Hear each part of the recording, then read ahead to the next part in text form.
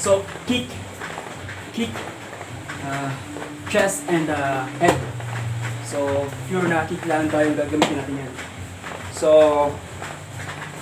chest, ilalim ng chest. Chest, ilalim ng chest. Head. So, panga, no? Chest, head. Chest, head. So, kailangan medyo mabilis ang speed mo para hindi mapansin kung ano yung move na gagawin mo.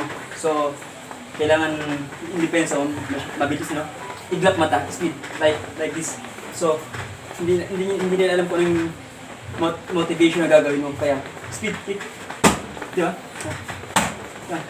So, ilalim ang dibdib.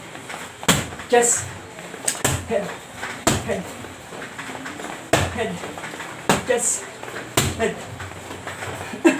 Then sa harapan, so chest, yung sa pagitan ng chest, no? So yung pinakabudigan natin. So mahirapan tayo may ganito. Kaya yun ang frontier yan ng ating row, back row na head natin sa paa, no? Like this. Yan. So itong tumatama. Matigas kasi ito eh. Kaya pag tinama rito, depensa niyan kahit malakas ang budigan ng kalaban natin. So mahirapan siya makarecover. Makahinga. Like this.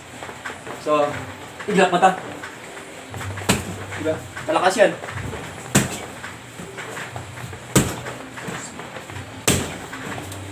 Yeah.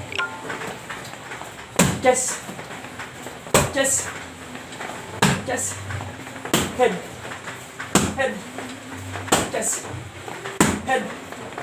Head. Head. Chest. Head. Chest. Head. Chest. Chest, head, head, head, chest, head, head, chest, head, chest. Whew. Head, head, head, head, chest. Yes! Yes! So malakas to.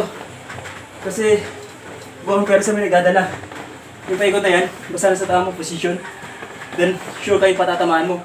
Malakas to. Kahit talsi ka rito, no? Maganda yung position na tama mo. Like this. Lakas yun. Saka ito.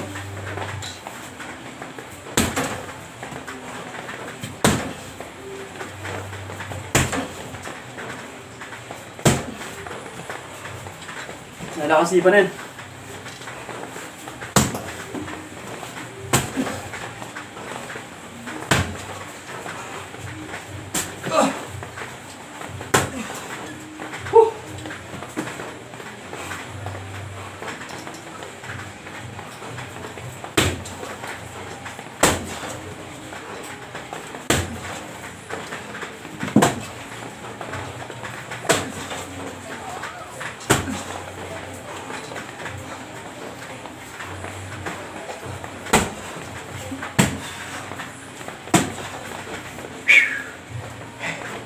Puro kick.